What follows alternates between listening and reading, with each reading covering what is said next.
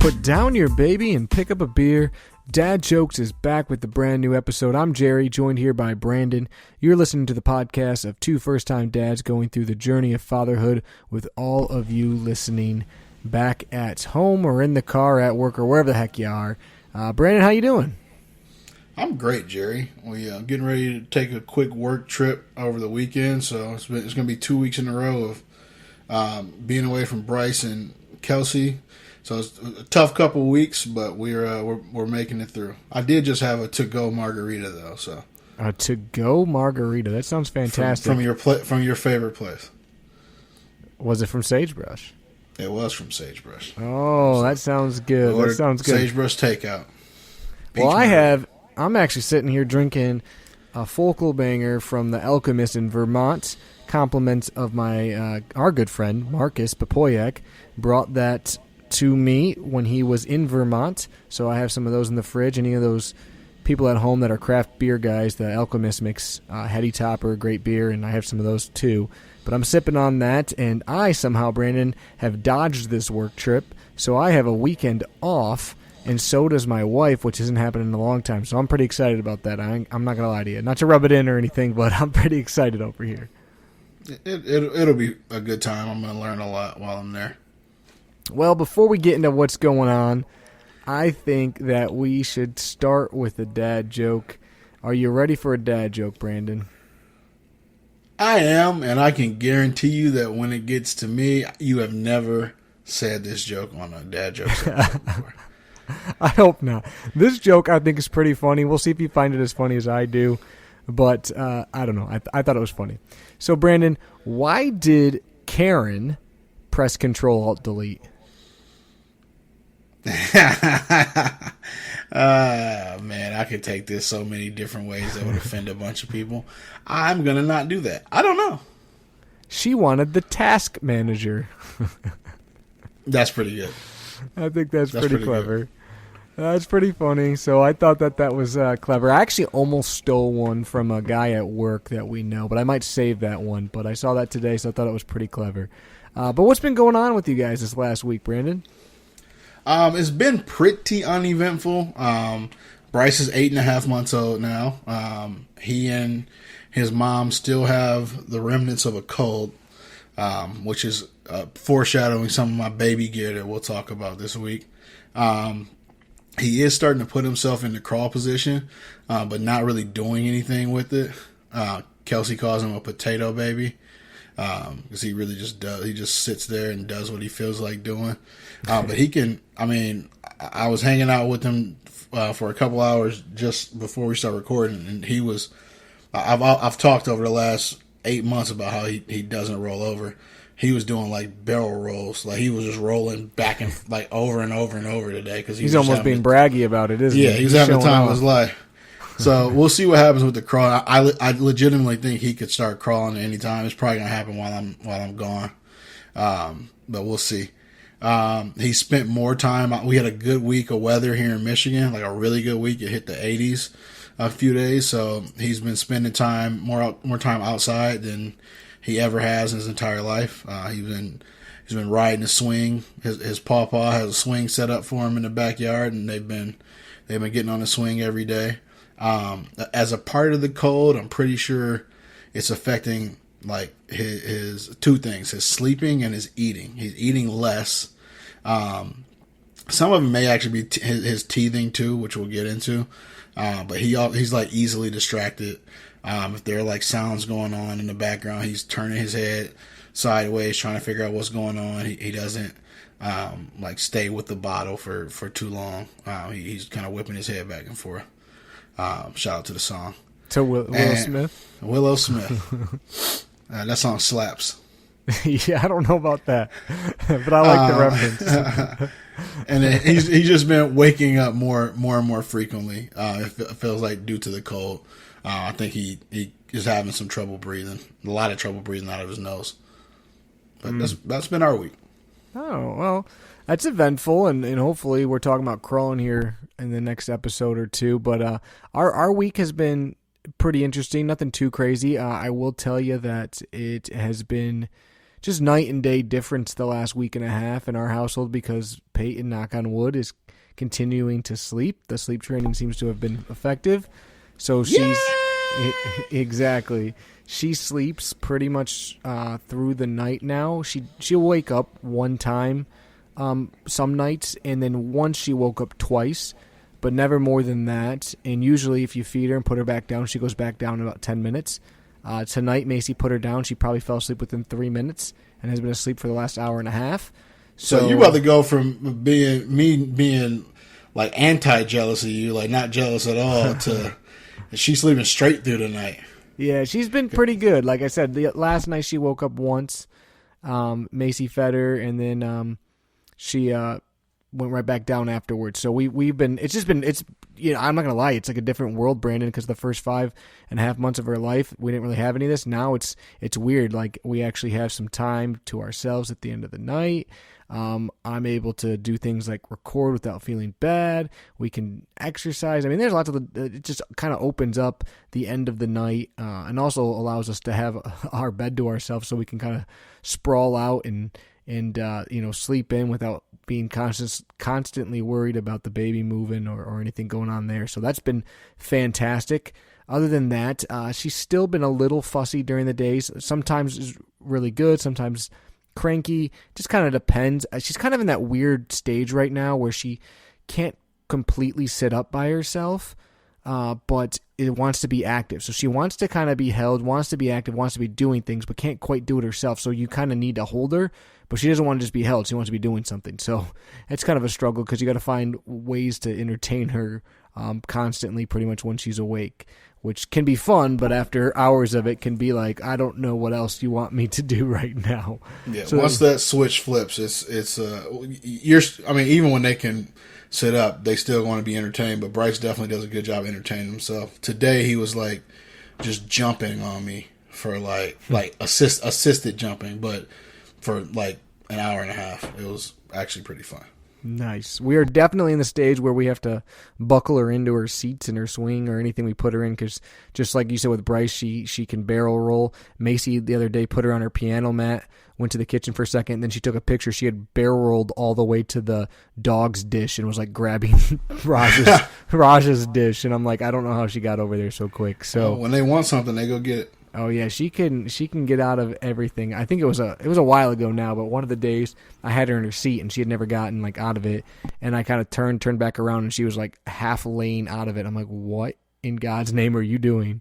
So we started buckling her in after that. But other than that, it's been kind of a fun week. She's definitely starting to reach for and want mom a little bit more when mom's around. So that's fun, but.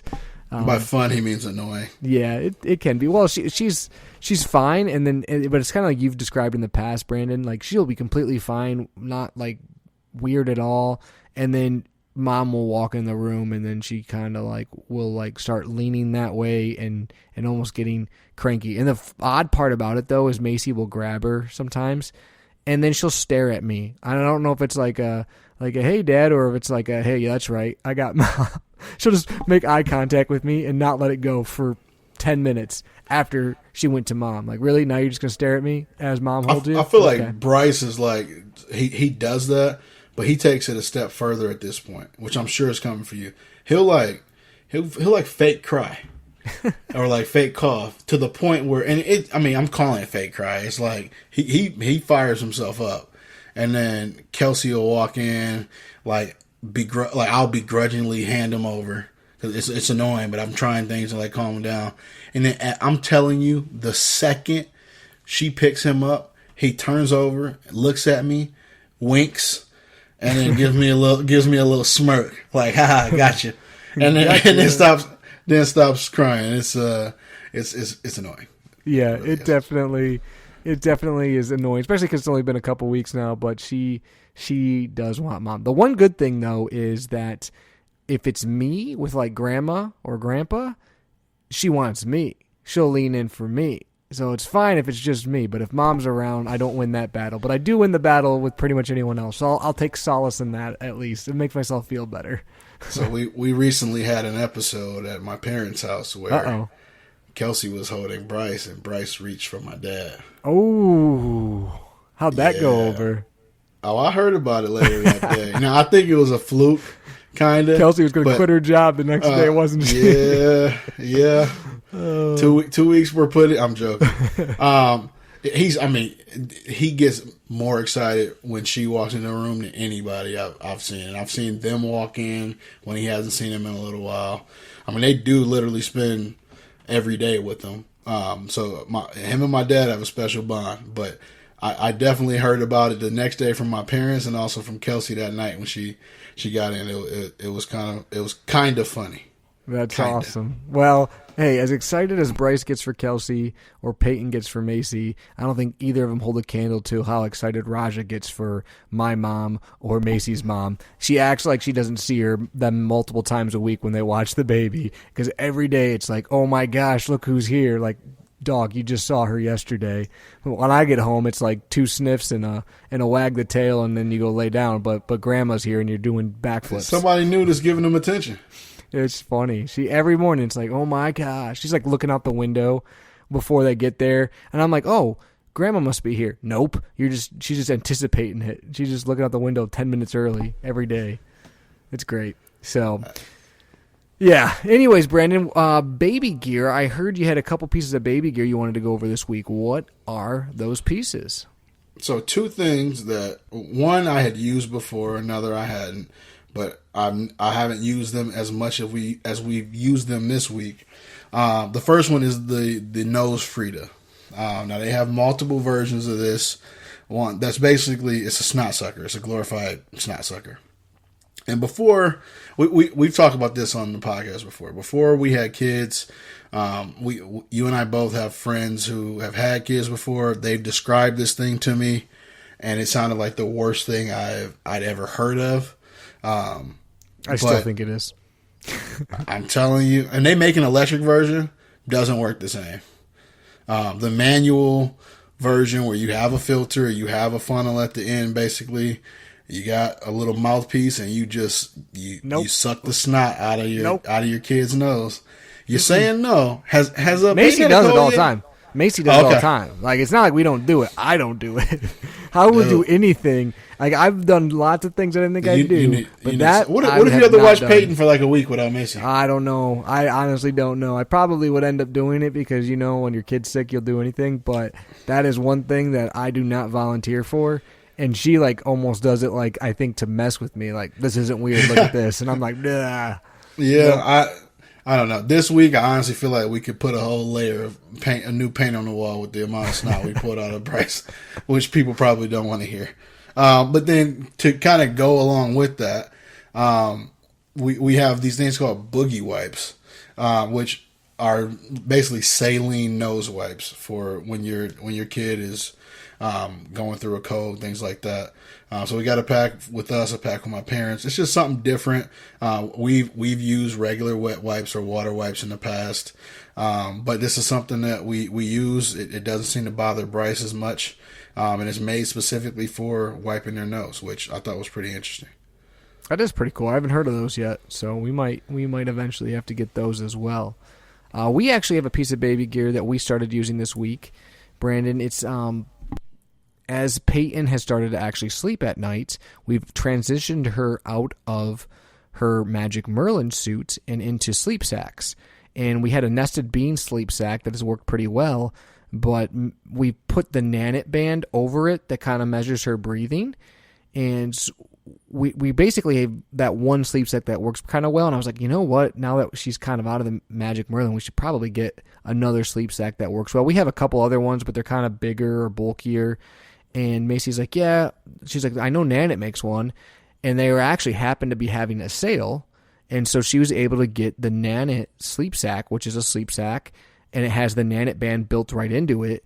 And it was like $13 or something, Brandon, on sale. So it was a great price. And it came in. She's actually using it for the first time tonight. I can see right now on my screen she's got her breathing being measured, so it's working well there. So that is something that we started to use. And so far, so good. I'm excited about that, and also kind of 2-in-1. Early on, before we actually had our kids, we talked about baby gear a lot, and both you and I were very excited about the Nanit. And kind of since we've had our kids, we haven't talked that much about it, but I actually am a huge fan of the Nanit.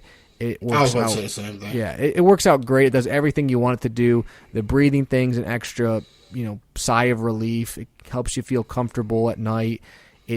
The quality is great. You can see the memories if you can't remember when they woke up or not. When I'm at work, I can see kind of how she's sleeping and what her nap patterns were. I mean, you name it, it's been exactly what it's been advertised to be. So if you're on the fence about a baby monitor and it's in your price range, I can't say enough good things about the Nanit. And how good did you feel over the weekend? You and I both were about 3 hours away, and I could just check. Like I had that thing on my nightstand. Yep. And I basically went to sleep like watching Bryce sleep. Yeah, it was great. And then I could also feel good, too, because I knew, okay, she's making it through the night. I don't feel as guilty about Macy having to get up a bunch of times. So that was she actually was better when I was away at staying. She's actually woken up more since I've been back throughout the night. So it made me feel good, for multiple reasons. So you're absolutely right, Brandon. But the Nanit, we haven't mentioned it in a while. I can't say enough good things about it. I really, really do like it. And like I said, we haven't had really any issues, knock on wood, with it, other than occasionally you'll lose connection for a second, or I say a second, it's more like 10 seconds, and then it reconnects. But that's happened a couple times. Yeah, and I don't even remember that happening with us, but I think you get more use because you actually your babysitters, if you will, come to your house. Yep. So, there are hours throughout the day they could be doing that with us and we wouldn't know. The ironic part is that the babysitters come into my house, but they don't use the Nanit. They use a different baby monitor because it's more simple for them, but I still can use the Nanit. And both my mom and my mother-in-law have gotten mad at me because I've been like, well, I noticed this. And my mom's like, I'm going to put a sock over that camera so you can't. Because I'll be like, hey, Ma, she's been sleeping for 2 hours. I'll text her. I'll be like, you need to get her up. It's too long of a nap. Or I'll be like, hey, she hasn't been down in 4 hours. So I've gotten in trouble for that You're before. being annoying. Oh, yeah. I do it partially just to be annoying to let them know. But so I've definitely gotten in trouble with that before. But yes, the Nanit sleep sack is something that they do sell. If you do like to use the bands and you are in a sleep sack stage, it's kind of 2-in-1, and it saves a little bit of money. And it's like I said, tonight's the first night we're using it. So far, so good. So that's a positive there. That's a great deal. But let's get into kind of what the episode is about today, Brandon, and that is a topic that has hit us both. And we've already experienced some of the things that go along with it, but it's something that doesn't just stop. It kind of goes along for a long period of time in a baby/infant's life, and that is teething. And teething lasts a long time, Brandon, because babies have lots of teeth. And I know you have some statistics and data on actually all the teeth that children/babies get, so I'll let you kind of lead off with that today. So the babies have 20 primary teeth. As adults, we're used to most people have 32 if you have all your teeth. But the 20 primary teeth for the baby, you'll hear if you do research or read a lot of phrases that say cutting in.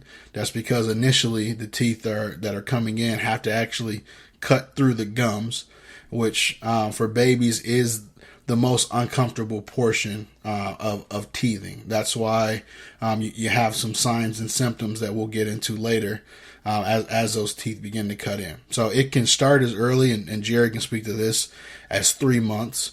And some people, for some babies, it's as late as 12 months or even a little bit longer. I was looking at one article where a doctor said the latest he had a patient, so a baby, start teething was 14 months in his practice. So they come in pretty much in order, but you're looking at the lower central, so the bottom row of teeth, and these are all averages, but the 6 to 10 months, the upper central 8 to 12 months. So for us, it actually was reversed. Bryce's top teeth it broke through first, and then his bottom came in, but they're pretty much the same size now. He actually can touch his teeth together. It's really interesting. But he's gonna basically, I think he's gonna have 4 teeth within the next like month, like full teeth. Well, what's interesting, not to cut you off, Brandon, but what's interesting about that is that the way they teeth come in, because typically I read the same thing, it's the lower teeth, the lower central teeth that come in first, but it's actually based on family history. Which I thought was very interesting. Like, I mean, like no one's going to be like, hey, I remember that my, whatever teeth came in first. But I thought that was an interesting fact. So your teeth come in based on, family history. So I wonder which side. I might have to do a little research. I don't know that. I didn't get that, but I did see that they come in based on family history.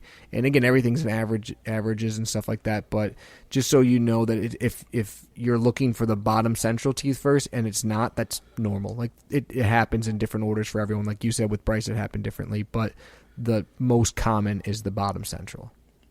Yep, and then from there you got the teeth right next to those bottom and middle two. They call those the upper and lower laterals. So the upper lateral is from 9 to 13 months, lower lateral from 10 to 16 months. So you kind of have a full frontal set, if you will, or almost. And then naturally you would think that your canines would start, if you're following the order, coming in right after that. But for most babies, your upper molar and lower molar start coming in after those first 4 sets. So you have your upper molar that starts 13 to 19 months, and then your lower first molar starts 14 to 18 months. Upper canine and lower canines follow that, and then your last couple molars. Yep, and kind of when you were talking about time frame, Brandon, is 4 to 7 months is typically when most people have their baby start teething. But teething, and we found this out a little bit different than what happened with Bryce, is teething can occur and it can be months before the teeth actually pop through or cut, as they call it. So Peyton started teething right at like 4 months, and she's been teething pretty much since, but none of her teeth have poked through. So, which is fun because at least you think if you're going to teeth, you at least get the teeth, but no. So she's been teething, and it's not like it's constant, like it's every day it's the same. She has some good days and some bad days, but she's kind of been going through that. And to get into what the symptoms are, how do you know your baby is teething? Is there's a couple different things. The first thing is obviously they're a little bit more irritable, but they'll reach towards their mouth. They'll suck on their hands more. They'll suck on objects more. They'll cry. They'll fuss. Their cheeks can get red. They'll reach sometimes at their head or their ear because they don't know where the pain's coming from. They can run a temperature. They can get a fever. And they'll drool a lot. And it's funny because a lot of people, I read a lot of symptoms. The big thing is usually you're going to know. It's pretty obvious when a baby's teething. But you know it when you see it. Is there anything I missed as far as symptoms, Brandon? A couple of things that I kind of noticed or what jumped out at me, and I think you pretty much hit everything that I did. Drooling, I mean, we really started noticing it. We didn't put Bryce in too many bibs in the first few months of his life, but once he started teething, bibs were pretty much a necessity, unless you just wanted to have his clothes drenched day in and day out. When you say drooling, you mean like freaking St. Bernard drooling? My mom calls it his lotion because it's always like... It is nonstop. Just you as a parent are wet. Your kid's clothes are wet. His face is always wet. So we actually, one thing to watch out for as well, because of that, sometimes they can develop a rash. So we pretty much coat his face or his cheeks and his mouth area in Aquaphor because that repels water as well. So that's something that's helped out a little bit. One thing that jumped out at me with the pulling of the ear. Part of the reason you mentioned that they can't figure out where the pain is coming from. And part of the reason is the gums have nerves in them that radiate up to the ear. So it actually feels, even though it's coming from the mouth, it feels for them like it's coming from that ear area. Which sometimes will have parents thinking that your kid might have an ear infection. That's exactly what we did. They absolutely could. Yeah, that's what we did. We actually had Macy bring Peyton to the pediatrician because Peyton kept grabbing her ear and was in noticeable pain. And this was early, so we didn't think it was teething yet at that point in time because it was like right at 4 months. And they're like, nope, her ears are fine. She's probably starting to teeth. And then as the days went on, it became more obvious that she was teething. But at first, the very first signs that we got were she was crying, kind of like in a lot of pain, and she was grabbing the back of her head/ear a lot. Kind of sprawling out. So that was interesting. I found that out the hard way. Yeah, I remember that was a worry. And I mean, really, how do you know? And it's a good time to say, when in doubt, still ask your doctor. Like, don't use us. Don't use WebMD, especially. If you have a question, I personally would always err on the side of call your pediatrician. A lot of them have after hours, like phone lines. You can set up a time to go in if you're worried about it. But what's an hour of your life if it is an ear infection that needs to get handled, as opposed to your kid teething? So don't be afraid to take the time. The one other thing, you may have mentioned it, but refusing food is something that, and we may be going through this a bit right now. It's not like Bryce has actually been surprisingly, like, his attitude's been great for the most part. You can tell when stuff is bothering him a little bit more, but he has been. I mean, he used to devour. Like, you put a bottle in front of him and he would just like go ham until he was done. He is a lot more easily distracted. Part of that could just be him getting older and he's noticing more things. But that is a sign of teething as well. Yep. That's a good point. So what do you do about it? Like, if your baby's obviously in pain, they're teething, what are some things you can do, and what are some things that maybe you shouldn't do? And again, all of these things are based on research that we've done. We are not pediatricians. Always consult your pediatrician. But some of the things they tell you to do is you can rub their gums. Just quite frankly, rub their gums with a clean finger. Obviously wash your hands first, but get your pinky in there and just rub their gums. That can help a lot. You can also get specific teething toys. A lot of times they're like little rubber toys, and you can have them chew on those. You can even put them in the fridge and have them get a little cold to help. Big thing there, fridge, not freezer. I'm glad you said that, Jerry. I had that highlighted in my fridge, notes. not freezer. Freezer can actually make it hard, and it can cause damage. So you don't want them in the freezer. Sometimes you'll read stuff and people are like, oh yeah, I threw toys in the freezer. Although cold might help, but the hardness will not. So fridge is good. A lot of people, we have not done this, but I've read that if you use a cold washcloth, they can chew on the cold washcloth. The reason we didn't do that is just because she's not supposed to have water yet, and I was weird about it. I was like, I don't want her to have like water on the washcloth, and then she's getting water. I don't know. I probably was overthinking it, but that's the main reason we didn't do that. But you have the toys. They make like Oragel for babies, but you got to be very careful because some of the Oragel that they make has benzocaine in it. That is not okay for babies to have. And then some of the other stuff that doesn't, they say is almost pointless because it washes right off. So not that it's harmful, but it doesn't do a whole lot there. And then in real severe situations, if the baby's got a fever or is not calming down, you can do like children's Tylenol. If you talk to your like pediatrician and they recommend that, that's something you can do as well. What other remedies have you kind of read about, Brandon, or tried even yourself? You went over a lot of what I had. Make sure you check with your pediatrician if you're going. I'm going to reiterate that. Going to go with any type of medication. Another thing that you can do, they make like teether foods. This is something we use. So like teething crackers. We've used. Make sure your kid is of an age that you're giving them solids. These are like just like rice wafers, pretty much, that we give them. Bryce loves them now, and he that is one thing we know we can give him, and he's gonna like eat the whole thing, pretty much. And then you also have like self feeders. So these are basically little feeders. They're like teething toys, but they have like a mesh net that people put like refrigerated blueberries, stuff like that in it. So your kid can almost feed themselves, but you're using like some of the coldness that you would use with the teether you put in the refrigerator. But they're also getting some like fresh fruit, things like that as well. Other than that, there's going to be, you mentioned like sucking on a finger, rubbing the gums. There's a lot of that. But those are the primary remedies. I mean, we're not talking about letting your kid have Jim Beam or Jack or anything. I will, I'm not going to throw anyone on the bus or anything like this, Brandon, but like when Peyton was really teething bad early on, Macy kind of put something out there like, hey, people who have kids, do you have any recommendations for teething? Yeah, there was more people than you would think that kind of recommended that. I was like, oh, okay. So that is one of those things that I'm not going to completely go hard on people for that. I disagree. Just because, like you said, I was cautious to give Bryce water until he was a certain age. So I'm definitely not like cracking open the liquor cabinet and rubbing.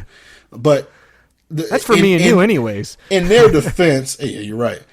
In their defense, and this goes a lot to like just parenting in general. Like we sometimes feel like we know best, and we do know best for our kids. But like I'll catch myself like trying to tell my mom or my dad something, and then it hits me when I get like in my truck. Like they kind of raised me. I turned out all right. Whatever. So sometimes you do have to take a look at. Now I draw the line at whiskey. But no, I mean I get what you make a valid point. Like obviously it works. It worked for some people, but I'm pretty sure my parents did it to me. That explains a lot. Exactly. No, but I mean you're right. But there are some things that you gotta just decide what's good or what's not good. But you mentioned some of the symptoms. It's funny because babies have teeth. Usually they're getting new teeth until 3. So this isn't, like I said, a few months thing or a little period of time. Away. It's until they're 3 typically. So one thing that I kind of learned recently that I didn't know, Brandon, is you're actually supposed to, as soon as your baby kind of starts getting teething symptoms, quote unquote, you're supposed to clean their mouth once a day with like a cloth almost and wipe their gums off. That's like good hygiene, it's supposed to help. And then once teeth start to pop through, you're supposed to clean them twice a day with a cloth or your finger. And then at the age of 1 is when they tell you that you should start using like a soft bristle brush. So that's what they recommend. Another thing to kind of, not to go off topic here, but stay on topic or go to a different tangent, but they recommend, the American Pediatric Society recommends that once your baby has a tooth pop through to take them to the dentist. Now, I recently brought that up to some people that I know that are parents, and they all laughed at me, Brandon. So for whatever that's worth, that's what it recommends. I brought that up. I recently was at the dentist. I brought that up to my dentist, and my dentist laughed at me too. She basically said that she has 3 boys. She brought them all in around like 3, like when they actually had like their full set. And she was like, "Hey, I'm a dentist. I know what to do at home. I started brushing their teeth when the teeth came in. She's like, but there's really no need unless you just want to bring your kid in." Well, it was funny. I brought it up into some at one time. I think it was at Mother's Day, and my one sister who has 2 kids. She looked at me and she goes, "Is this the same organization that recommends that your baby stays in the room until they're 1 year of age?" And I was like, "Yeah." She's like, "Yeah, my point exactly." I was like, "Okay." Yeah. And Peyton does not stay in our room. No screen time until 2. TV can't be on in the house until 2. Exactly. So take it for about 2 months. Yeah, take it for a grain of salt. It's just something that, at least to me, was a shock when I read that. I don't think we're going to take Peyton to any kind of dentist before she's at least a year or so. But it might be something worth talking to your dentist next time you're in there and saying, "Hey, when should I take them in?" I would trust their opinion. Like you said, you talk to your dentist, Brandon. That's what I would do there. I don't think you need to go in, but that is what is recommended if you want to go by the book, quote unquote.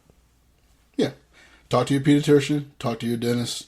We're not doctors. We just play some on the podcast. Exactly. We just play some on the podcast. But yeah, good oral hygiene. You can start right away. It's to help keep bacteria out of there. It's helped to keep everything clean, and it can help them not be as fussy. Every baby reacts different to teething as well. So some babies are going to be super dramatic and struggle with it. Other ones, it kind of sounds like Bryce, it won't be that bad. It also can depend on the teeth. Bryce might have a few teeth come in, no big deal, and then all of a sudden different ones pop in, and it's the end of the world. So that's the fun. That's the fun part of teething. Is it's almost like you have a bunch of chances for some bad outcomes. So you kind of roll the dice and hope that more are good than bad. But odds are, at some point in time, you're going to need some kind of teething remedies and definitely some toys. And let's face it, babies like to put everything in their mouth anyways. So teething toys aren't bad just from a toy standpoint. One of the best teething toys that's out there, me and Brandon both have it. We've talked about it before. Sophie the giraffe. Sophie the giraffe is great. And little Sophie. Sophie. Did not know that existed until we were at Target the other day. Yes, so those are some good teething toys. And the great thing too about teething toys, I don't know if you noticed this, Brandon, but they're cheap.